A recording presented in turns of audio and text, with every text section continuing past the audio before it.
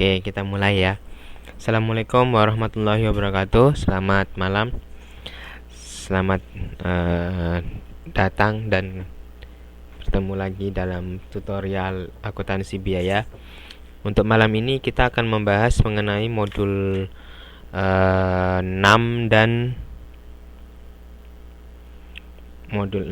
dan modul 7. Untuk modul 6 kita akan membahas mengenai sistem cost proses dasar, dan untuk modul 7 nanti kita akan membahas mengenai sistem produksi. Sistem produksi. Nah, untuk modul 6 kali ini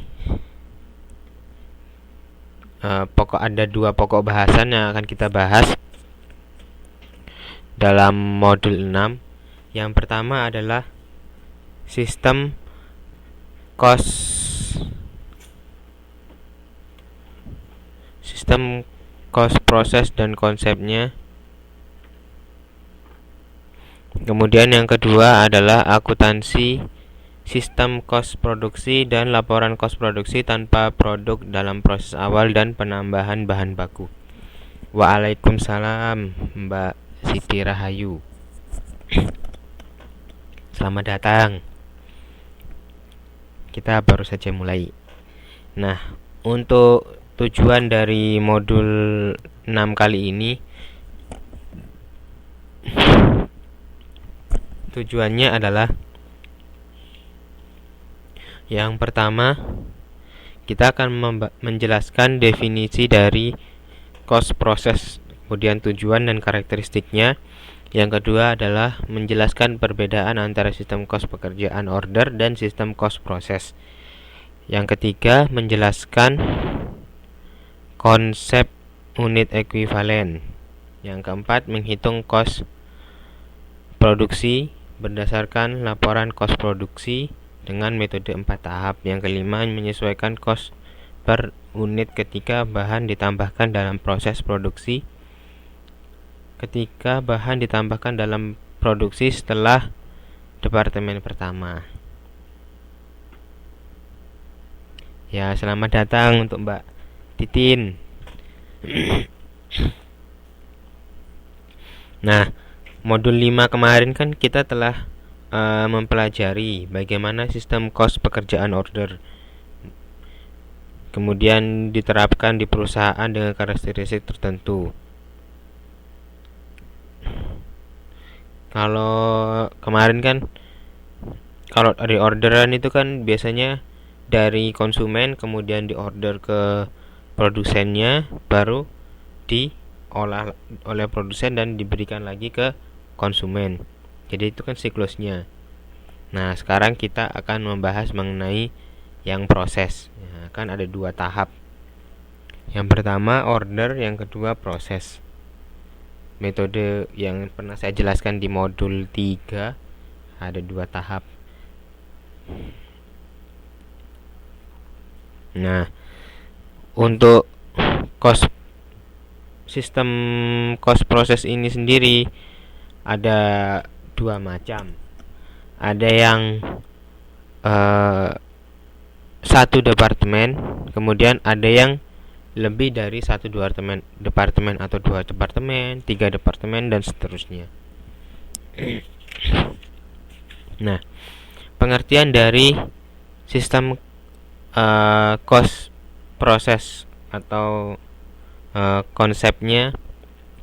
Jadi sistem cost proses didefinisikan sebagai sistem akumulasi cost produksi berdasarkan departemen atau pusat cost.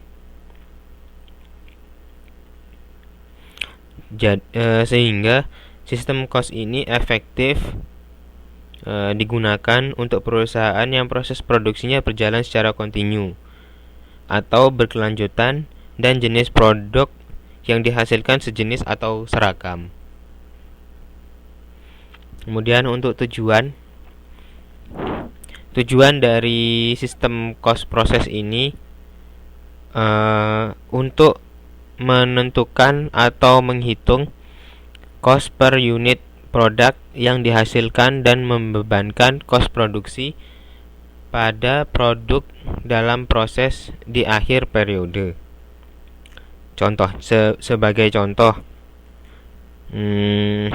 diasumsikan selama bulan Juli terdapat 3.000 unit yang mulai diproses produksi Departemen A. Jadi terdapat 3.000 unit di Departemen A. Selama bulan Juli tersebut, kos yang terjadi adalah, misalnya kita menggunakan bahan baku sebanyak 4 juta, kemudian tenaga kerja 1.450.000, overhead pabrik 740.000. Pada akhir bulan yang dihasilkan adalah 2.200 unit, selesai diproses dan ditransfer ke Departemen B. Nah, jadi tujuannya kan untuk menentukan atau menghitung cost per unit produk. Nah, di sini kan untuk Departemen 1.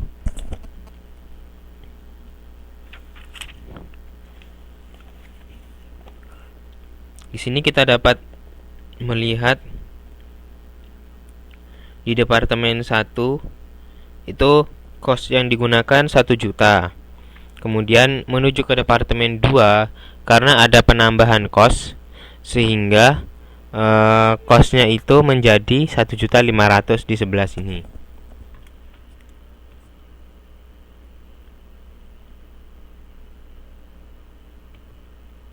Di sini kan ada Departemen 1 costnya 1 juta. Setelah itu menuju ke Departemen 2, karena ada penambahan cost sebesar 500.000, jadilah costnya sebesar 1.500.000. Untuk Departemen 3, karena ada penambahan 600.000, jadilah 2.100.000 di gudang produk jadi. Nah, ini tujuannya adalah mengklasifikasikan per departemen.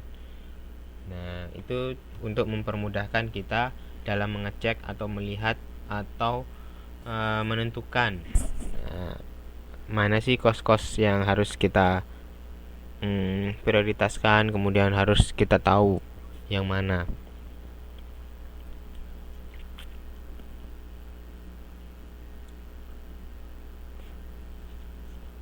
Nah, dalam sistem cost process terdapat beberapa karakteristik.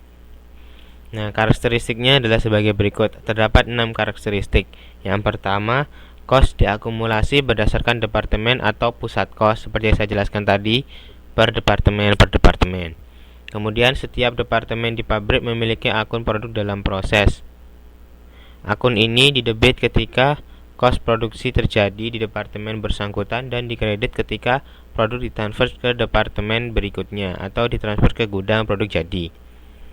Jadi pada sistem cost process itu terdapat akun yang namanya produk dalam proses.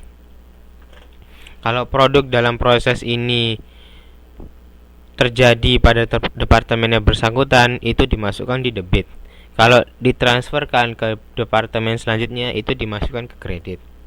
Itu karakteristiknya. Kemudian yang ketiga, unit ekuivalen digunakan untuk menyatakan produk dalam proses, dalam pengertian produk jadi pada akhir periode. Untuk unit ekuivalen nanti kita akan jelaskan selanjutnya karena dia ada bab sendiri. Nomor 4, cost per unit ditentukan oleh departemen atau pusat cost setiap periode. Yang kelima, unit yang selesai diproses di departemen tertentu akan ditransfer ke departemen tahap pemrosesan berikutnya, disertai dengan cost yang melekat pada unit produk tersebut. Yang keenam, cost total dan cost unit untuk setiap departemen secara periodik dijumlahkan, dianalisis dan dihitung dengan tujuan pembuatan laporan cost produksi setiap departemen. Nanti cost produksi juga nanti saya akan berikan contohnya. Nah, setelah kita tahu karakteristiknya ini, kita akan melihat aliran produk dalam sistem cost process. Seperti apa sih aliran produknya? Nah, terdapat beberapa bentuk aliran produk dalam sistem cost process.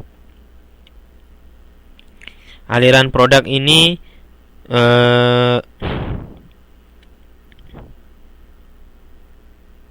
jadi aliran produk ini tidak selalu berjalan secara sekuensial, dalam pengertian dari departemen 1 kemudian mengalir ke departemen 2. Tidak seperti itu.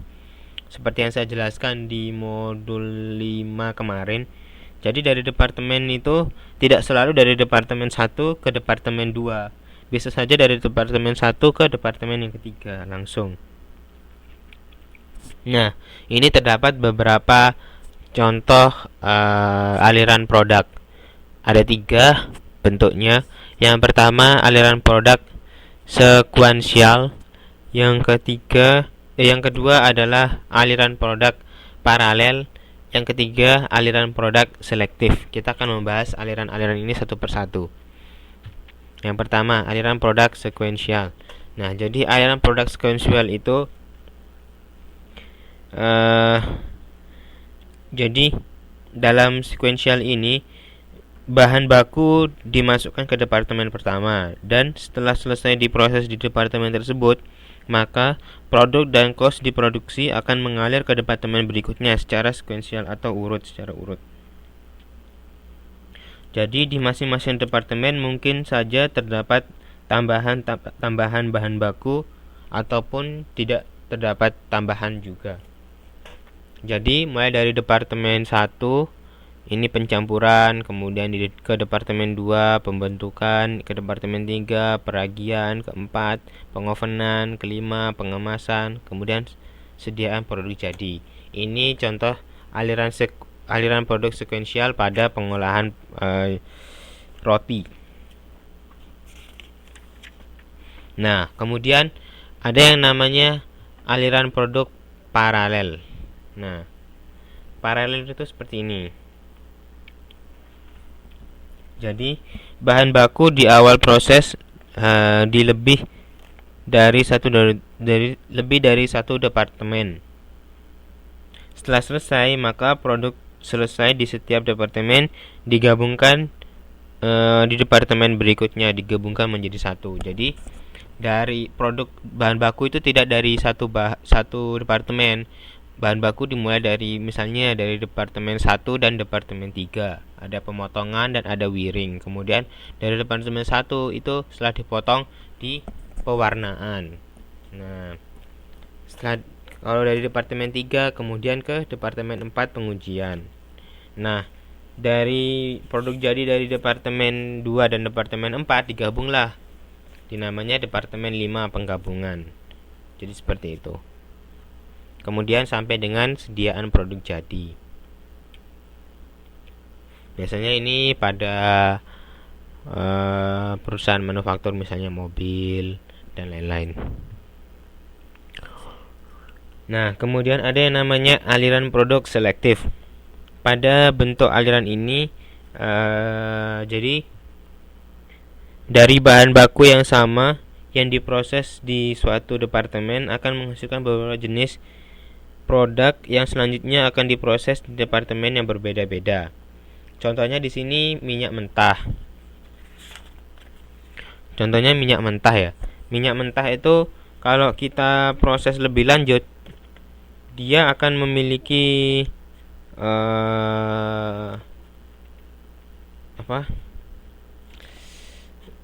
akan memiliki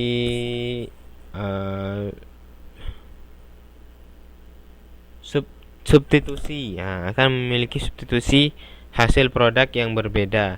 Dari minyak mentah kita akan bisa mendapatkan bensin, bisa mendapatkan solar, bisa mendapatkan minyak tanah. Ini semua tergantung dari oktan dari minyak mentah tersebut setelah diolah. Kalau oktannya bagus, bisa menjadi solar. Kalau oktannya bensin itu biasanya 85, 89, 89. Kalau solar biasanya 92 dan seterusnya. Nah, setelah kita mengetahui aliran, kemudian kita akan mengetahui apa sih perbedaan sistem cost proses dan sistem cost pekerjaan order. Kan kemarin kita telah membahas proses, dan yang kemarin